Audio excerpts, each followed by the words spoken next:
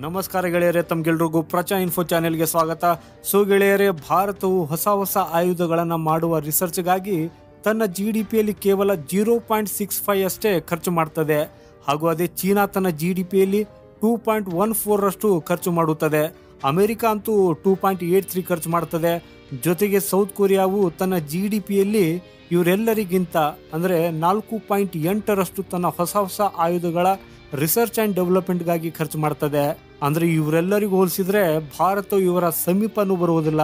ಕೇವಲ 0.65ರಷ್ಟು ಬಜೆಟ್ ಅಷ್ಟೇ ಆಗಿದೆ. ಭಾರತಕ್ಕೀಗ ತನ್ನ ಬಜೆಟನ್ನು ಹೆಚ್ಚಿಗೆ ಮಾಡಲೇಬೇಕು.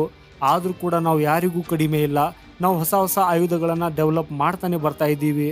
ನೀವು ಸ್ಕ್ರೀನ್ ಮೇಲೆ ಬಹಳಷ್ಟು ಹೆವಿ ಮಿಲಿಟರಿ ವೆಹಿಕಲ್ ಇರೋದನ್ನು ನೋಡ್ತಾ ಇರ್ಬೋದು.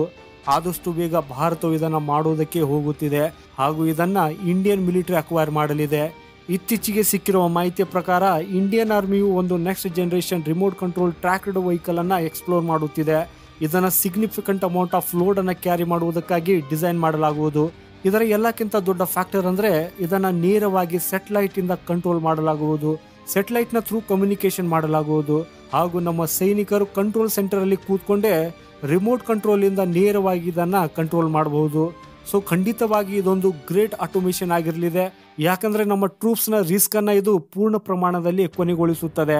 ಇದನ್ನ ಭಾರತದ ಪ್ರೈವೇಟ್ ಕಂಪನಿಗಳು ಆಫರ್ ಮಾಡುತ್ತಿದ್ದರೂ ಸಹ ಈ ರೀತಿಯ RCTVಸು 100ರಿಂದ 300 kgಯ ಪೇಲೋಡ್ಸ್ ಅನ್ನ ಅಷ್ಟೇ ಕ್ಯಾರಿ ಮಾಡ್ತಾವೆ. ಆದರೆ ನಮ್ಮ ಆರ್ಮಿಯವರಿಗೆ ಇನ್ನಷ್ಟು ಹೈ ಇರುವುದು ಬೇಕಾಗಿದೆ. ಅಂದರೆ 4ರಿಂದ 6 ಟನ್ ಕೆಪಾಸಿಟಿ ಇರುವಂತಹ ಕೆಲವು ವೆಪನ್ಸ್ಗಳು, ಬಹಳಷ್ಟು ದೊಡ್ಡ ಮಿಸೈಲ್ಗಳನ್ನು ಕ್ಯಾರಿ ಮಾಡುವಂತಹ ವೆಹಿಕಲ್ಗಳು ಬೇಕಾಗಿವೆ. ಹಾಗೂ ಇದರ 3 ದೊಡ್ಡ ಬೆನಿಫಿಟ್ಸ್ಗಳಿವೆ. ಮೊಟ್ಟ ಮೊದಲಿಗೆ ನಾವಿದನ್ನು ಬಹಳ ಆರಾಮಾಗಿ ಹೈ ರಿಸ್ಕ್ ಝೋನಲ್ಲಿ ನಮ್ಮ ವೆಪನ್ಸ್ನ ಸಪ್ಲೈ ಮಾಡಬಹುದು. ಹಾಗೂ ಎರಡನೇದಾಗಿ ಪೂರ್ಣ ರೀತಿಯಲ್ಲಿ ಇದನ್ನ ಆಂಟಿ ಟ್ಯಾಂಕ್ ಗನ್ ಇಂದ ಲೆಸ್ ಮಾಡಲಾಗಿದೆ. ಇದಂತೂ ಫೈರ್ ಪವರ್ ಅನ್ನ ಸಪ್ಲೈ ಮಾಡೋದ್ರ ಜೊತೆಗೆ ಒಂದು ವೇಳೆ ಇದರಲ್ಲಿ ಸೋಲ್ಜರ್ಸ್ ಇದ್ದರೆ ಅವರನ್ನು ಕೂಡ ಸೇಫ್ ಗಾರ್ಡ್ ಮಾಡ್ತದೆ. ಹಾಗೂ ಮೂರನೇದಾಗಿ ಇದು ಕಾಂಬ್ಯಾಟ್ ಇಂಜಿನಿಯರಿಂಗ್ ಟಾಸ್ಕ್ ಅನ್ನ ಬಹಳ ಒಳ್ಳೆಯ ರೀತಿಯಲ್ಲಿ ನಿಭಾಯಿಸುತ್ತದೆ. ಯಾವುದೇ ಆಬ್ಸ್ಟ್ಯಾಕಲ್ ನ ವರ್ಕ್ ಅನ್ನು ಕಡಿಮೆ ಮಾಡಿ ಒಂದು ವೇಳೆ ಅಲ್ಲಿ ಮೈನಿಂಗ್ ಇದ್ದರೂ ಕೂಡ ಆಗ ಇದು ಪೂರ್ತಿ ಮೈನಿಂಗ್ ಕ್ಲಿಯರೆನ್ಸ್ ಅನ್ನ ಮಾಡ್ತದೆ. ನಂತರ ಅದರ ಹಿಂದೆ ಶತ್ರುಗಳ ಪ್ರದೇಶದಲ್ಲಿ ನಮ್ಮ ಸೋಲ್ಜರ್ಸ್ ಹಾಗೂ ಮಿಲಿಟರಿ ಅವರು ಹೋಗಬಹುದು.